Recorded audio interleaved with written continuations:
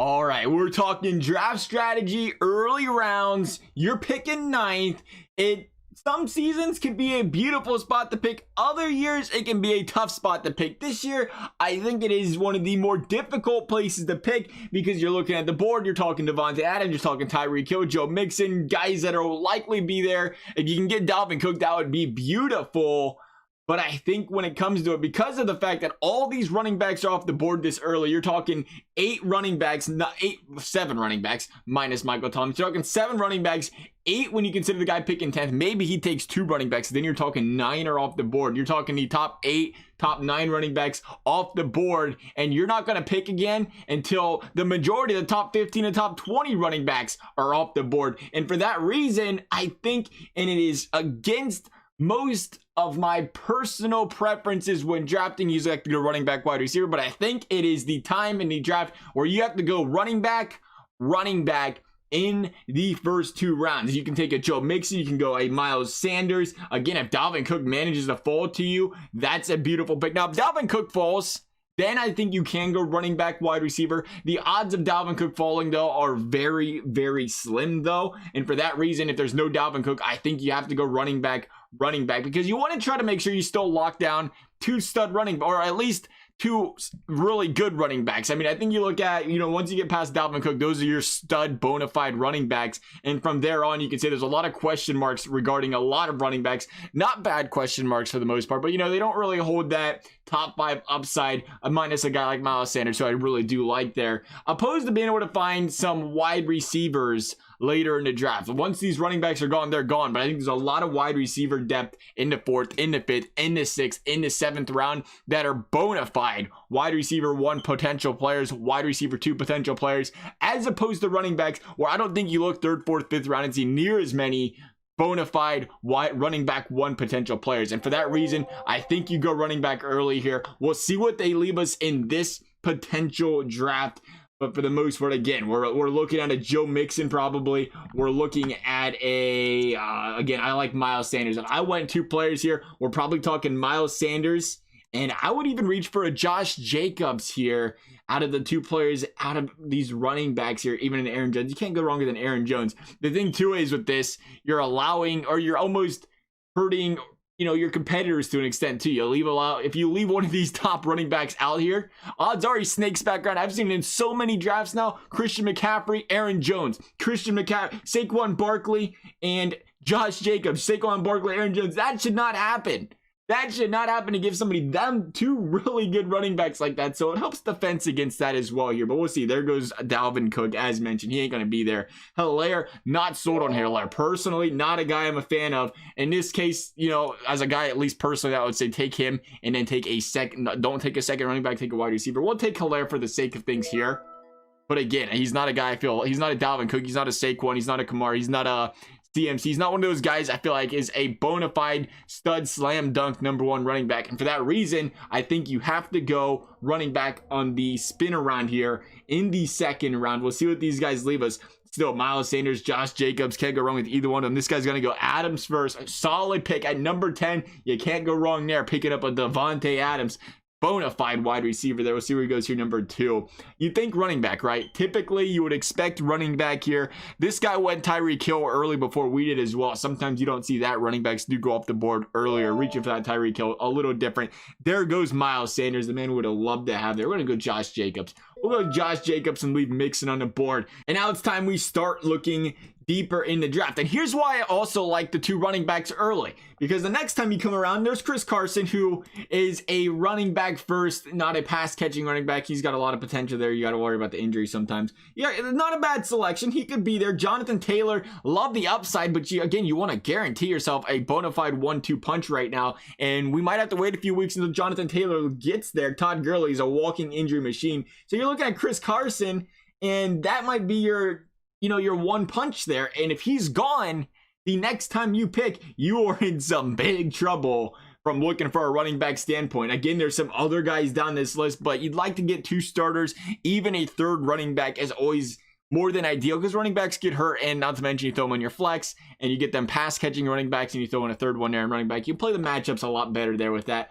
But you look at what's out there. You got Mike Evans, You got OBJ. You got, I mean, if you want to go Lamar, I'm not personally not going to take a quarterback this early. But again, you got your 2 running backs locked down. If you really want to go that route and there's nothing else there, go for it. But you got, again, OBJ, you got Mike Evans, you got Juju, 3 bona fide wide receivers right there. Amari as well. Love seeing those selections there. Again, does a Godwin or somebody fall to you? Probably not.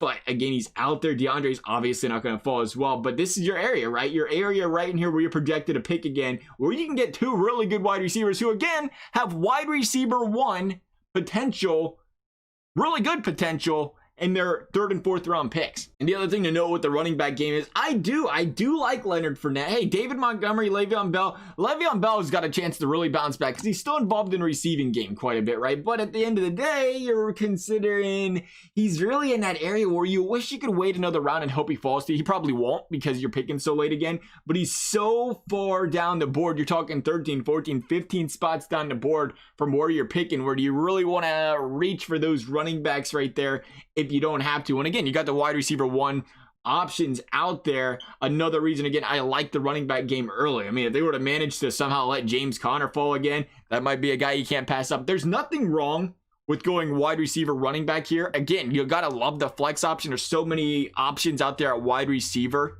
that you could afford to go running back again if you wanted to. But ideally here, you're looking 2 wide receivers, 2 good wide receivers, but they're leaving James Conner. Again, you can't pass up on James Conner. This guy picking, you'll take a look at what the guy's picking between. He's got Sanders, he's got Miles Sanders, and a wide receiver in Devontae Adams. He might take Juju. He might take Amari there. And that's where the difficult decision comes. In our case here, we're going James Conner because this guy's got top 5 running back potential, I think, in him if he's healthy on a season. You can't pass him up. You can't pass him up even though you have no wide receivers right now. This guy's going to go Melvin Gordon there. He's going to grab another RB. Does they take Chris Carson next? That's the question. He does not. He takes David Johnson there again. And this is why you take the running backs early. Because see, these guys, there's no way they're falling in the next round. And he's already taken a couple. Juju, though. You can't go wrong with Juju. Big Ben's back. I think he's got wide receiver 1 potential. And all of a sudden, you're looking at James Conner, Josh Jacobs, Hilaire, and Juju. 3 running backs. So you can look at it and say, these guys got running back 1 potential. And you got running back 1 potential out of wide receiver. You're picking up 4 number 1s by the 4th round draft in this way, potential number 1s. And then you're looking from there. Obviously, at this point, you're good to go. You don't got to worry about reaching for a Leonard Fournette or David Montgomery. You can go wide receiver in the next round if you want to go. Cooper Kupp, really like Cooper Kupp. Metcalf had a great rookie season. You got Robert Woods out there, pass catching machine. They use him a lot. Touchdowns were low last season. Usually not in that case for him there. Again, Cortland Sutton had a great season. You can even go tight end. You got Zach Ertz laying around out there. You want to go wide quarterback. You got Kyler Murray still out there. Russell Wilson. The options are endless from here on out. Marquise Brown, Michael Gallup, another good wide receiver out there to go out and fill out that 2nd spot. Tyler Boyd fill it out as well. Too many wide receivers out there that are bona fide wide receiver 2 floor type of guys who have wide receiver 1 upside. So you got to go, I think, running back, wide receiver, and or running back, and then wide receiver. You have to get a wide receiver in round 3 or 4, one or the other. And then from there on out, you just fill out your roster. Fill out your roster to the best of your ability of what you prefer. You want to get a tight end, you want to get a quarterback. What is best available out there? We'll do one more round. We'll do one more spin around here just to see what they leave us out there. We say early rounds. The key there is the first 4 rounds, and you get the 5th, 6th, 7th. It really, as we've mentioned before, it becomes a preference of what kind of guys you really think are going to break out, have great seasons, opposed to the guys that you just don't feel too comfortable about picking to fill out your roster in that specific area. All right, so right before we pick Cooper Kupp, gone. Love the Cooper Kupp edition there. Looks like it's not going to happen. DK Metcalf, though, another guy with great potential here. If we could have got Cooper Kupp, I would have said slam dunk. Just draft the best available, what you're feeling there. But I think we might want to consider a second wide receiver, go tight end here as well. Even as Zach Ertz out there. Is he actually injured right now? Is he actually injured? Kura, I don't see anything. Garrett says more receiving yards and more receptions. Whatever, don't care. I don't see anything there. I haven't heard anything on him. We'll just assume he's healthy and hope that's the case here.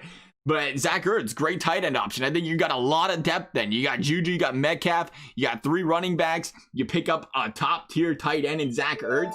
Heck, if you really wanted to, how good you feel about a guy like Kyler Murray or Russell Wilson was out there. I don't know if I see him anymore. He's even an option there as well. But the one guy we really love to pick in this round was Leonard Fournette, and he went before we came back around. So we would have felt really bad not getting that third running back. And that was why it's important that, you scooped them up when you got the chance. We are going to go Zach Ertz here. And then from there, you just, you got your roster filled out. You just need to pick up a QB. I would personally always wait later on to get a QB. There's just so many solid QBs out there later in the draft. But that is our early round strategy for the 9th overall pick. Hope you guys find this video helpful. Thank you guys for watching, and we'll see you next time.